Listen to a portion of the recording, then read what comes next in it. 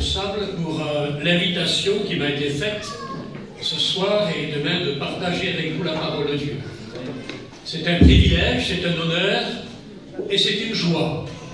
Mais c'est aussi une responsabilité. Prêcher la parole, c'est proclamer quelque chose.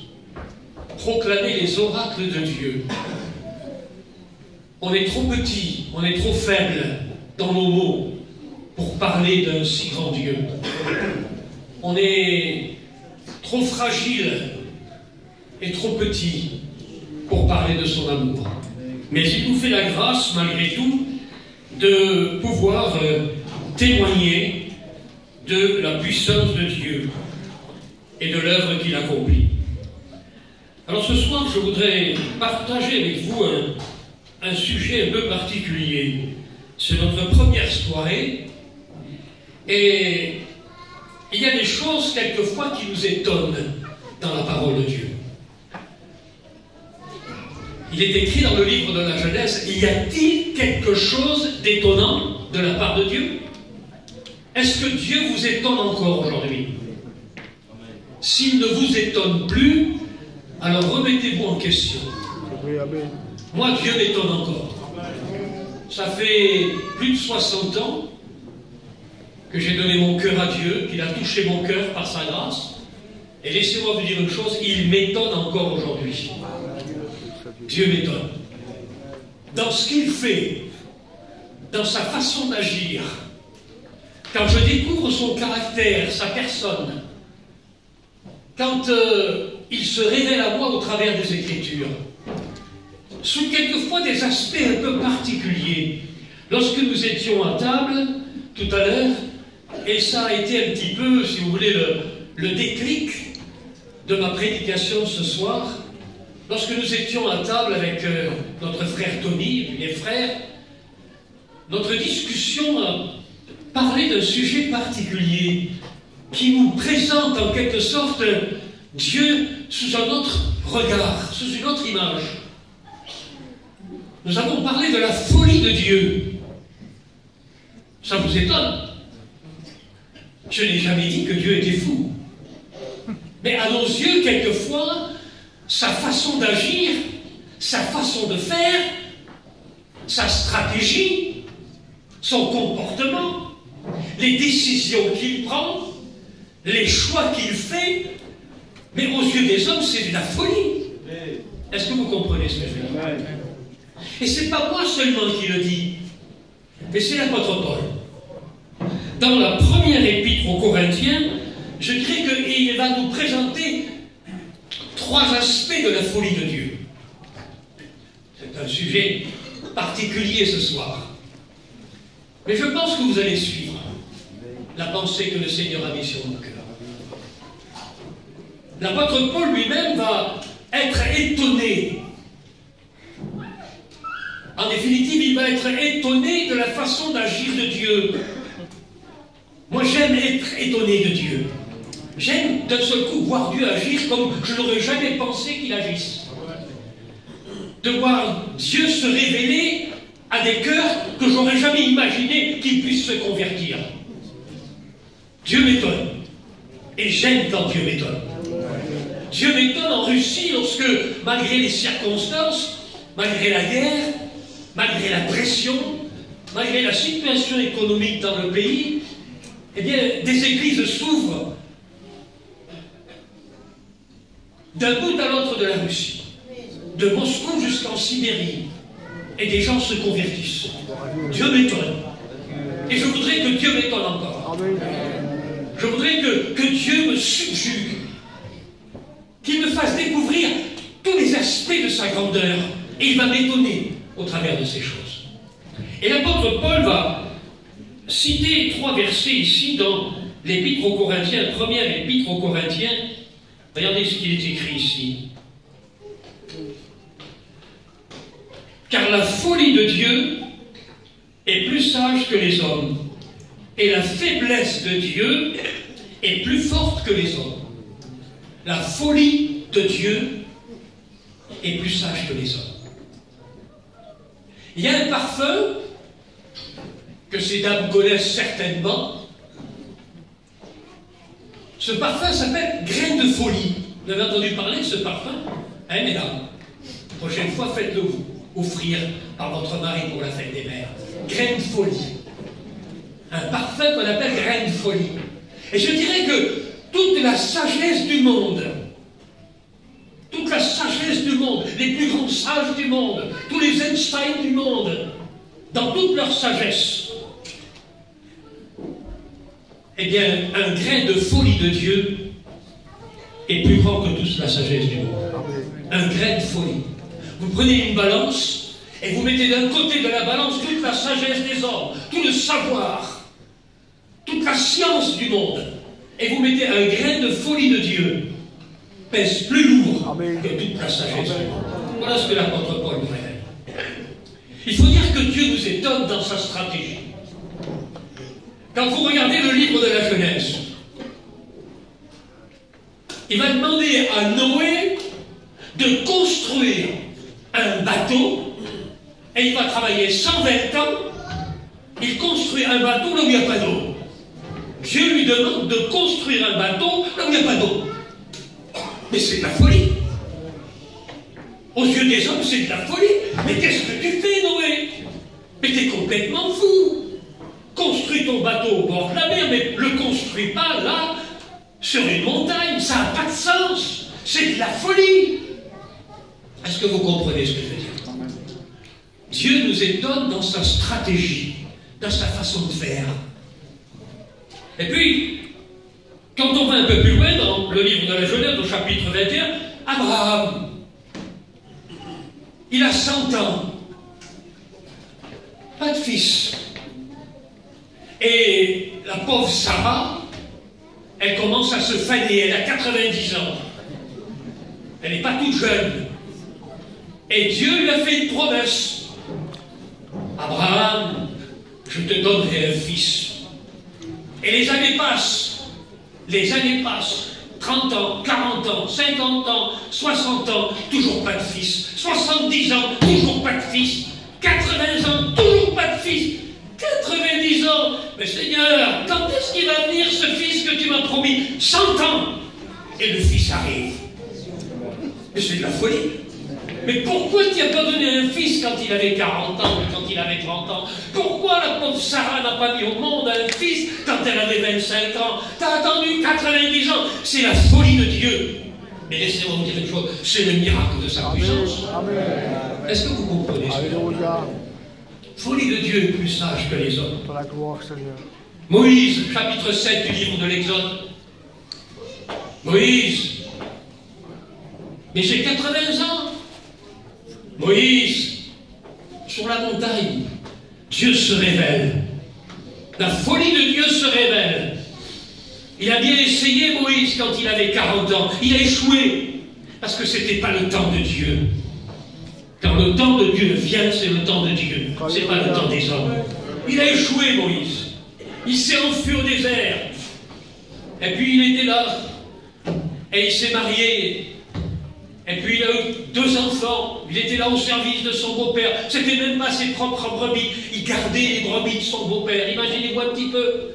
Il va sur la montagne, il a 80 ans. 80 ans. Dieu se révèle à lui. Il lui donne un bâton. Et avec ce bâton, il va délivrer le peuple qui est esclave en Égypte. Mais c'est de la folie. On n'attend pas 80 ans pour remplir une mission pareille. Mais c'est de la folie. Mais laissez-moi vous dire une chose, la folie de Dieu est plus sage que les hommes. Est-ce que vous comprenez ce que je veux dire? Et Dieu envoie Moïse avec un bâton pour s'opposer à la plus grande armée de l'époque, au peuple le plus puissant de son époque, Pharaon et tous ses soldats et toute son armée. Moïse avec un bâton. La folie de Dieu est plus sage, plus puissante que tous les hommes. Chapitre 6 du livre de Josué. Vous connaissez l'histoire? Josué, tu vois Jéricho, je te la donne, prends-la. Mais comment, Seigneur? Regarde les murailles, c'est impossible. Ce qui est impossible aux hommes est possible à Dieu. Bah, mais voilà ma stratégie, dit Dieu. Voilà comment tu dois faire. Mais Seigneur, je sais comment faire. Je suis un homme d'armes, je sais me battre, je sais ce qu'il faut. Je peux calculer, j'ai de la stratégie, on va faire comme... Non, arrête Josué. C'est moi qui décide. Alléluia. Tu feras le tour pendant 7 jours de la ville. Pas un mot, pas un bruit. Tu fais le tour de la ville pendant 7 jours. Mais Seigneur, mais c'est de la folie. Ils vont se moquer de moi au-delà de la muraille. Ils vont nous prendre pour des fous. Tu feras le tour 7 fois pendant 7 jours. Fais le premier tour. Rien ne se passe. Deuxième tour, rien ne se passe. Troisième, quatrième, cinquième tour, rien ne se passe. 6e jour, rien ne se passe. Le 7e jour, ils font 7 fois le tour de la ville. Les murs se fissurent et s'effondrent par la puissance de Dieu. La sagesse de Dieu et la folie de Dieu sont plus fortes que celles des hommes. Est-ce que vous comprenez cela? Pourquoi à la base, il y a l'obéissance. Et si on veut voir la gloire de Dieu se manifester, et si on veut voir les murs de Jéricho tomber, il faut l'obéissance. Amen. Il y a peut-être des murailles qui doivent tomber aujourd'hui, dans ton foyer, dans ta vie. Obéis, soumets-toi à Dieu, même si à tes yeux, c'est de la folie. Laisse-moi te dire une chose, la folie de Dieu te fera remporter des victoires par l'obéissance. Quand on regarde dans le livre des Juges au chapitre 7, notre frère l'a chanté tout à l'heure, Gédéon, le plus petit de la plus petite des tribus, de la plus petite des familles. Pas grand-chose, hein. Gédéon.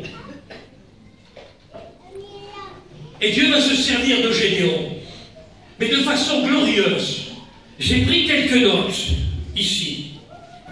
Il est appelé avec 32 000 hommes d'Israël à affronter 135 000 Amalécites. 135 000 contre 32 000. Si vous faites le calcul, j'ai fait le calcul pour vous, ça fait 1 contre 4. C'est quand même pas mal, hein? Un homme contre 4 hommes. C'est pas mal. Et Dieu dit non. Vous êtes trop nombreux. Seigneur, on n'est pas trop nombreux. On est 4 fois moins qu'eux et tu dis qu'on est trop nombreux. Vous êtes trop nombreux. Que ceux qui ont peur, rentrent chez eux. Et la Bible nous dit, savez-vous combien? 22 000 hommes sont repartis à la maison sur 32 000. Mais les autres, ils sont toujours 135 000. Et eux, maintenant, ils ne sont plus 32 000, ils sont 10 000. 10 000 contre 135 000. Savez-vous ce que ça fait? J'ai fait le calcul. Ça fait 1 contre 15. Tout à l'heure, ils étaient 1 contre 4. C'était déjà de la folie. Mais 1 contre 15, mais Seigneur, mais c'est pas possible. Un général d'armée qui décide une chose pareille, et qui envoie ses soldats se battre 1 contre 15, mais c'est de la folie. Il va finir dans un hôpital psychiatrique. Oui, mais la folie de Dieu est plus forte que les autres. Amen. Alors il se passe quelque chose. C'est que Dieu, lorsqu'il regarde ces 10 000 hommes, il parle à Gédéon, il lui dit, Gédéon, vous êtes encore trop nombreux. Mais Seigneur, on est 10 000 contre 135 000. 10 000 contre 135 000. Comment tu veux qu'on y arrive et tu dis qu'on est trop nombreux? Oui, vous êtes encore trop nombreux. Il dit, voilà, vous allez aller au torrent et vous allez boire. Et celui qui pliera le genou et qui portera l'eau à sa bouche, tu le mettras de côté. Et l'autre, tu les feras rentrer à la maison. Et la Bible nous dit que Dieu va faire le tri. Et qu'il va en rester 300. Ils étaient 32 000. Il n'en reste plus que 300. C'est-à-dire que maintenant, ils sont 1 contre 450. Mais est-ce que vous me suivez un petit peu? 1 contre 450.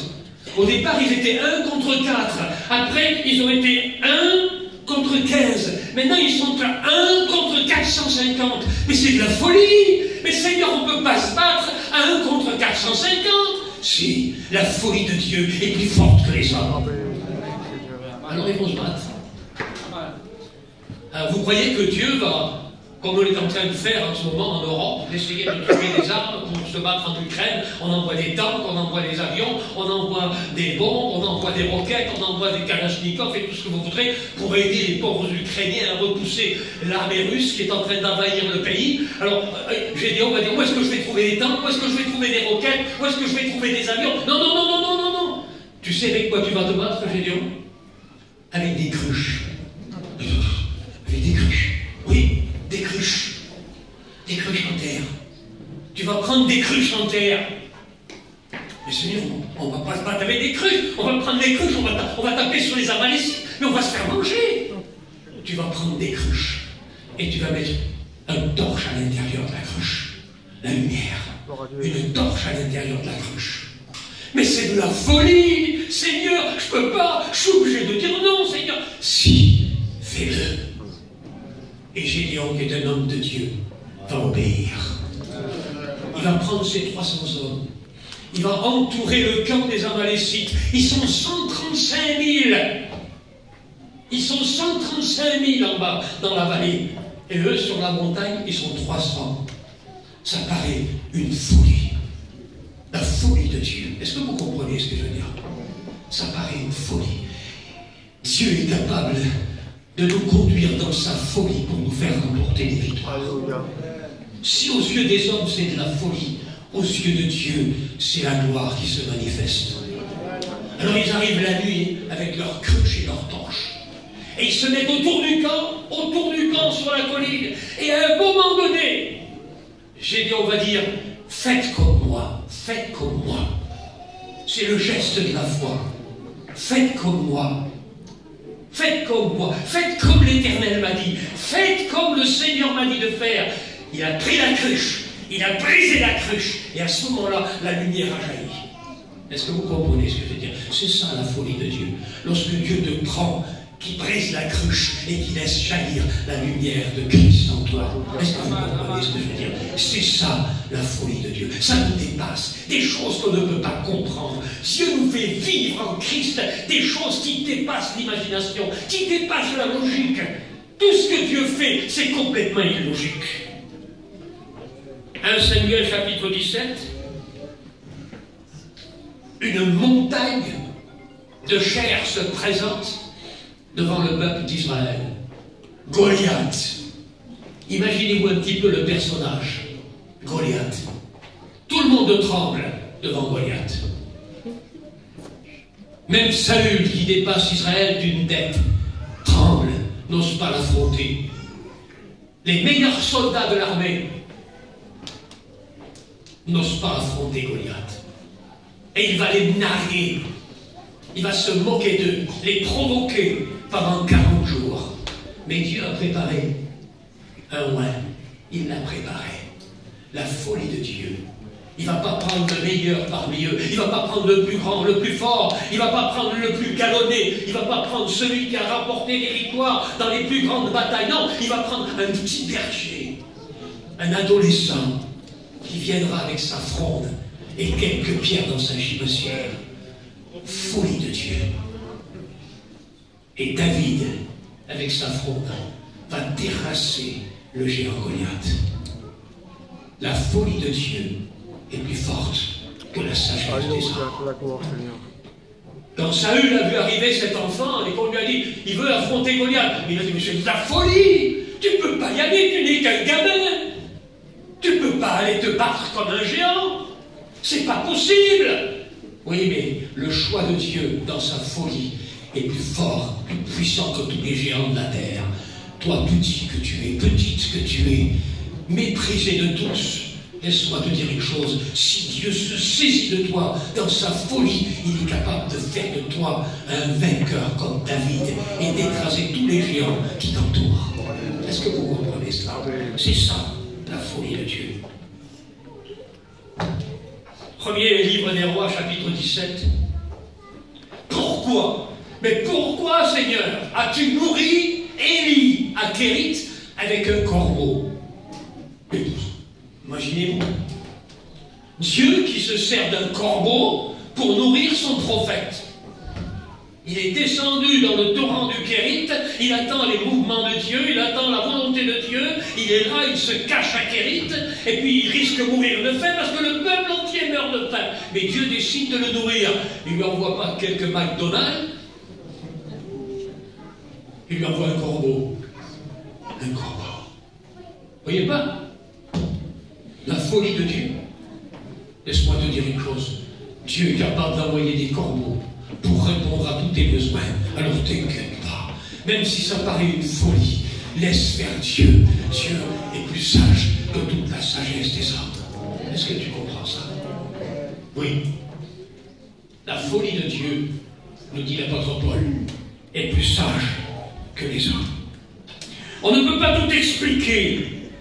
Et pourquoi Dieu agit-il ainsi? Est-ce que vous pouvez l'expliquer? Moi, je ne peux pas. Je vous prêche là-dessus, je vous parle de ça, mais je suis incapable de vous expliquer pourquoi Dieu fait comme ça. C'est parce que Dieu est souverain. Dieu fait ce qu'il veut, comme il veut, quand il veut, à la manière qu'il veut. Et si les hommes jugent ce que Dieu fait comme de la folie, laissez-moi vous dire une chose, l'apôtre Paul l'avait compris.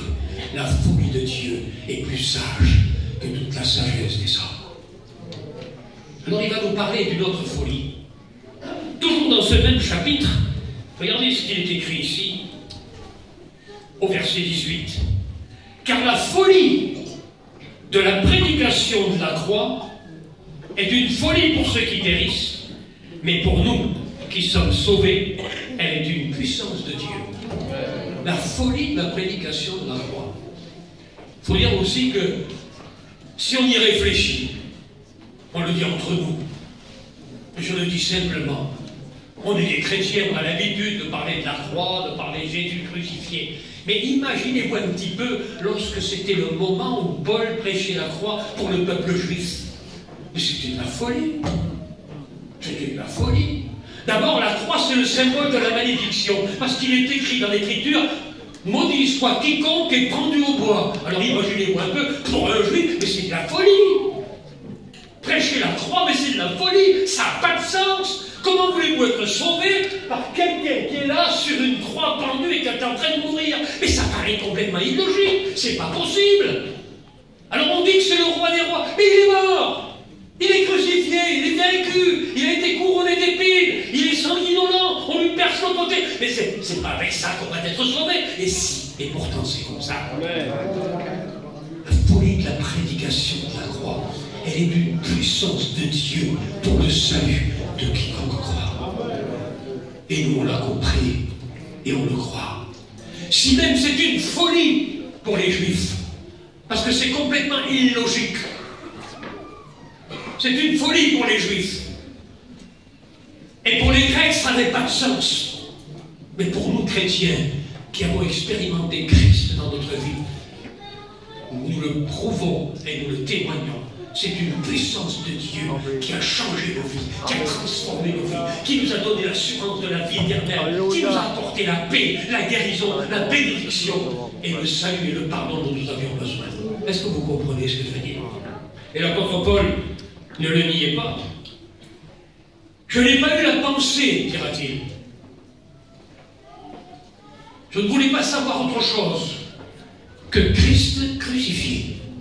On a besoin de prêcher Christ crucifié, plus que jamais.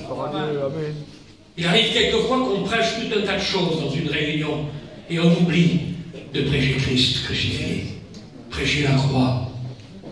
C'est pourquoi l'apôtre Paul disait au jeune Timothée, souviens-toi de Jésus-Christ. Souviens-toi de Jésus-Christ.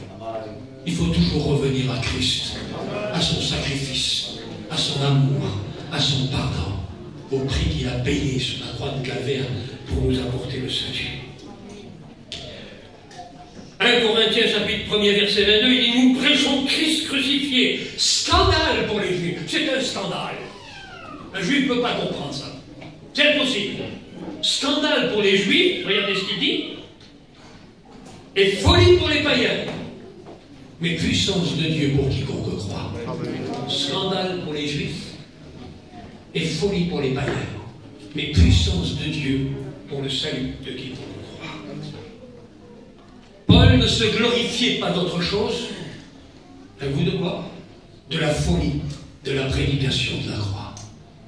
C'était le centre de son message. C'était sa raison de vivre. C'était le pourquoi il était devenu ministre de la parole et serviteur de Jésus-Christ. Il regardait même tout comme de la boue à cause de l'excellence de la connaissance de Christ, qui pourtant était un scandale pour les Juifs, mais pour lui, c'était toute sa vie était centrée sur la croix, était centrée sur Christ, sur l'œuvre de Christ, sur son sacrifice, sur ce qu'il avait accompli à la croix du Calvaire. Est-ce que vous comprenez cela? Est-ce que vous croyez cela? Si vous lisez Ézéchiel au chapitre 37, il y a un récit assez étonnant. Il nous est dit que Dieu va conduire le prophète Ézéchiel dans une vallée d'ossements desséchés. Pas terrible, hein? Tous des ossements, des crânes, des tibias, des péronnées, des squelettes, des colonnes vertébrales, tout un tas de squelettes, tout un tas d'os desséchés, dans toute la vallée, éparpillés dans toute la vallée, des centaines, des milliers d'os, de crânes et de tout ce que vous voudrez, dans toute la vallée. Et Dieu va s'adresser à son prophète. Il va dire, Ézéchiel, Ézéchiel, crois-tu que ces ossements-là peuvent vivre? Ézéchiel dit, mais Seigneur, tu le sais, tu le sais. Moi, j'en sais rien, c'est pas possible. Imaginez-vous la scène un petit peu, vous êtes là devant des ossements desséchés, de tous les côtés, il y a des cadavres de tous les côtés, des squelettes partout, et on vous dit, est-ce qu'ils vont vivre? C'est pas possible, ils ne peuvent pas vivre, mais c'est de la folie. C'est une question qui est complètement folle de me poser la question. C'est des os, ils ne peuvent pas revivre, il n'y a plus rien, il n'y a aucun moyen qu'ils revivent. Et Dieu va dire à Ézéchiel, prêche à ses os. Proclame à ses os et qu'ils revivent. Proclame la résurrection, proclame la vie. Proclame, annonce la parole, prêche la parole. Et la Bible dit qu'à ce moment-là, Ézéchiel va commencer à prêcher. Il prêche la parole, il prêche la résurrection, il prêche la vie en Dieu. Et au moment où il ouvre la bouche, au moment où il commence à prêcher, les os commencent à bouger. Oh, Seigneur, quelle peur, quel cauchemar. Si c'est moi, je me sens bien. Les os commencent à bouger. Les cadavres commencent à bouger. Les squelettes commencent à bouger. Les têtes se mettent en mouvement. Les tibias, les péronées, les os, les cadavres. D'un seul coup, la colonne vertébrale se met à se tortiller, et ça commence à former des squelettes entiers. Ils se rassemblent, ces os-là. Ils se rassemblent. Et le prophète Ézéchiel continue à prêcher. Prêche. Et à mesure qu'il prêche, les nerfs et la chair commencent à pousser sur ces cadavres. Ils ressemblent à des hommes. Ils sont encore morts. Ils ressemblent à des hommes. Et puis Dieu lui dit, maintenant, Esprit de Dieu, viens sur ces cadavres. Et à ce moment-là, l'Esprit de Dieu vient, anime ces cadavres, et il se lève comme une grande armée, nous dit la parole de Dieu. Vous voyez la puissance de la prédication? La puissance de la prédication, c'est ce qui se passe. Peut-être que ta vie ressemble à ces cadavres. Ta vie est un véritable cadavre. Ça sent la mort à cause du péché, à cause de la misère. Mais la prédication de l'Évangile, la puissance de la prédication de l'Évangile est capable de transformer un squelette desséché en un homme vivant pour Dieu. C'est ça, la folie de Dieu. La folie de la prédication. Est-ce que vous comprenez ce que je veux dire? Et Dieu a choisi les hommes faibles du monde, les hommes faibles. Il a choisi le jour de la Pentecôte. Il n'a pas été choisir le plus grand érudit, le plus grand théologien qui était capable de vous expliquer l'Apocalypse et les cornes de la bête. Non, il a choisi Pierre. La Bible dit que Pierre, qu'est-ce que c'était Pierre? Un homme sans instruction. Le texte grec, le mot grec est un mot encore plus fort. Il dit Pierre était sans instruction, et le mot utilisé en grec, c'est le mot idiotis. Ça ne veut pas dire qu'il était idiot, mais le mot idiotis en grec veut dire, en définitive, un peu béat. Vous savez, quelqu'un qui ne sait pas trop quoi. Voilà ce que c'était Pierre. Et le miracle de l'Évangile, c'est qu'il va se servir de Pierre.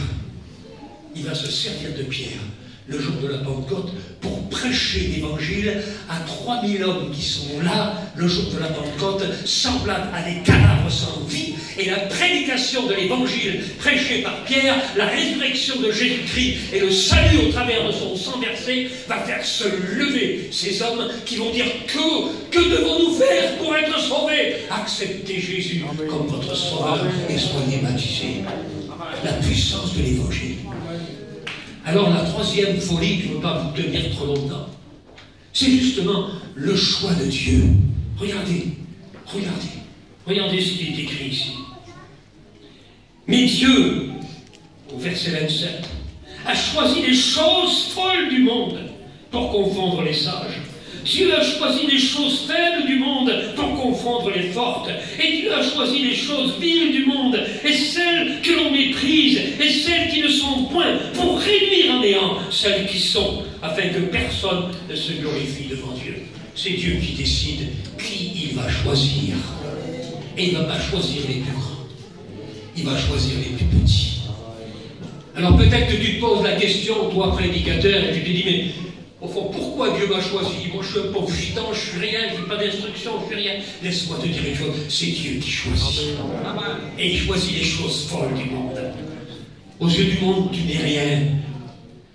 Pas un pauvre fou gitan qui prêche l'évangile. Nous parlions tout à l'heure d'un homme, comment il s'appelle? Tu me parlais de lui dans le nord, là. Hein? Mario. Vous avez entendu parler de Mario? Non, peut-être que certains ont entendu parler. Il est là-bas, un gitan qui vit du côté d'Arras, je ne sais pas trop, dans le nord. Il vit tout seul. Pour les yeux des hommes, c'est un fou. On le prend pour un fou, un malade, un détraqué, un illuminé. Et pourtant, c'est un témoin de Jésus. Et au travers de lui, Dieu a fait des choses extraordinaires. Il a distribué des milliers de Bibles. Et des gens se sont convertis. Quelquefois, 20 ans après, se sont convertis à cause de son témoignage. Dieu choisit les choses viles et faibles du monde pour comprendre les sages. Mais laissez-moi vous dire une chose. Comment est-ce que notre réveil a commencé en France, il y a 75 ans? Comment il a commencé le réveil? Est-ce que ce sont les grandes familles, les familles réputées, les familles riches intellectuellement, les familles de haut rang qui se sont converties à l'évangile et qui ont formé les premiers prédicateurs de notre mission? Non, c'était une pauvre femme qui vendait des paniers sur un marché du côté de la Normandie à Lisieux, qui a rencontré un colporteur qui vendait des Bibles et qui lui a donné un prospectus, un petit prospectus de rien, la folie des hommes. Elle a pris le prospectus, elle l'a mis dans son sac, elle l'a oublié. Combien de fois elle est tombée, ce prospectus, par terre, elle le balayait, elle le ramassait, le remettait dans son sac. Et puis un jour, son fils était très malade, aux portes de la mort à l'hôpital, son fils Zino. Et elle s'est souvenue de ce prospectus, elle s'est souvenue des quelques paroles, des petites paroles, des faibles paroles de ce colporteur biblique. Alors elle a retrouvé le prospectus. Elle a fait lire à la caissière du coin ce qui était écrit dans ce prospectus. Parce que c'était des gens très simples qui ne savaient ni lire ni écrire. Ils n'avaient pas été à l'école. Rien.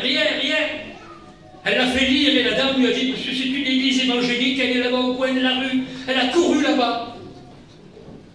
En pleine réunion. Elle a arrêté la réunion. Elle a arrêté le pasteur. Venez, monsieur le pasteur. Vous dites que Jésus peut guérir. Venez à l'hôpital, mon fils est en train de se mourir. À la fin de la réunion, le pasteur a été à l'hôpital avec elle, a prié pour Zino qui était en train de se mourir. Et l'enfant a été complètement guéri par la puissance de Dieu. La folie de la prédication. La folie. Dieu se sert d'un bout de papier, d'un petit prospectus de rien, pour faire un des plus grands réveils de notre temps. Aujourd'hui, plus de 300 000 gitans en France sont convertis à Jésus-Christ. Dans 45 nations, on prêche l'évangile jusqu'au bout du monde, jusqu'à Vladivostok, à 8000 km de Moscou. Là-bas, au fond du monde, au fond des nations, on prêche l'évangile et des gitans sont sauvés. Pourquoi? Parce que la folie de Dieu, il y a 75 ans, s'est servi d'un petit prospectus entre les mains d'une petite manche de rien. Et au travers de ce témoignage, des milliers se sont convertis à Jésus-Christ. Est-ce que vous comprenez ce que je veux dire? Mais c'est ça la folie de Dieu. C'est ça la grandeur de Dieu. On ne peut pas expliquer, jamais, je ne pourrais expliquer le jour où un homme en prison, rejeté de la société, purgeant des peines de plus de 10 ans de prison, à l'écoute de l'évangile, le cœur brisé, repentant, tombant à genoux, acceptant Jésus comme son sauveur et sa vie a été transformée. Vous allez l'expliquer, tout ça. Vous allez voir les psychologues, vous allez voir les psychiatres, vous allez voir les médecins, vous allez voir les plus grands de la terre et leur demander est-ce que c'est possible? Ils vont dire mais c'est de la folie! Oui, mais la folie de Dieu est plus sage, plus puissante que toute la sagesse des hommes. Ce que les hommes ne peuvent pas faire, Dieu est capable de le faire. Et ce soir, la folie de Dieu, celle que tu juges comme la folie de Dieu, ils sont fous ces évangéliques, ils sont fous ces chrétiens. Oui, laissez-moi vous dire une chose, la folie de Dieu, ça contamine. Ça a contaminé mon cœur il y a 63 ans de cela. Ma vie a été changée, transformée. J'ai attrapé le virus de la folie de Dieu. Et laissez-moi vous dire une chose, j'ai pas envie d'acquérir. Je suis heureux de le servir. Je suis heureux de le connaître. Je suis heureux de marcher avec lui. Et je suis heureux qu'il marche avec moi.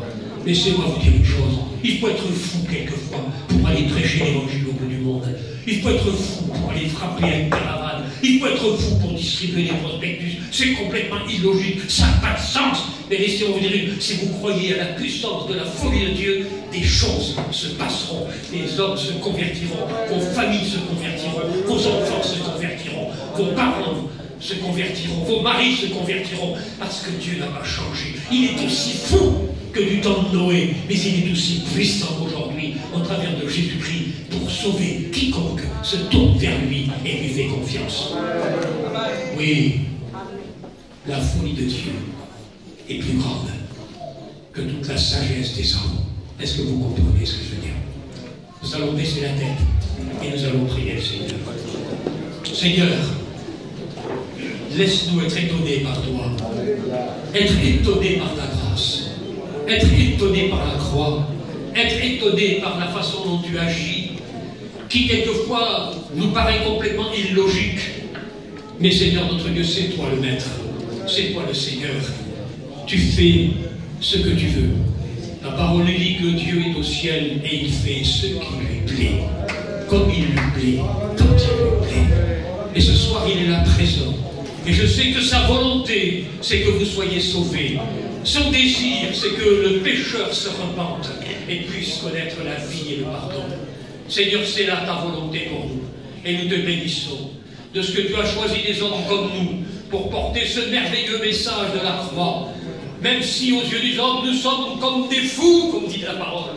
C'est vrai, mais laisse-moi vivre dans ta folie et continuer à prêcher ta parole. Merci Seigneur, bénis cet auditoire, bénis nos cœurs Seigneur, et que la grâce de Dieu et l'amour de Dieu soient répandus dans chacune de nos vies. Amen. Que Dieu bénisse.